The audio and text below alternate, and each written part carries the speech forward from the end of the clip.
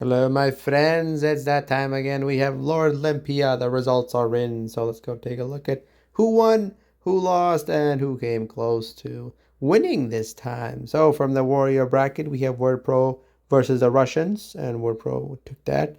Shadows versus no idea how to pronounce that Russian guild name. They beat Shadows, and then Word Pro beat them. In my opinion, Word Pro and then this guild here, the Italians shouldn't have been in this. But yeah, it always happens like this. U.S. Elites versus Genesis. Genesis won, and then those Italians versus Epic Arrow, and then they pretty much lost against. They lost there, and then they beat Genesis, and then the final was Word Pro versus them. And trust me, like I said, both of these shouldn't have been in here. So as you can see, they got 100K. Yeah, that's not ideal, honestly. All right, let's go take a look at our summit now. The big boy. Or the big girl, technically, Could be both.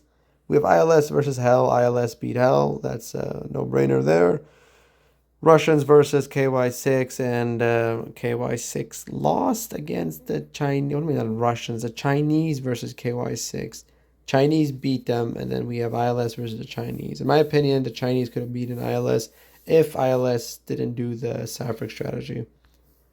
And then on this side, we have SE versus One World, Unity versus Your French United.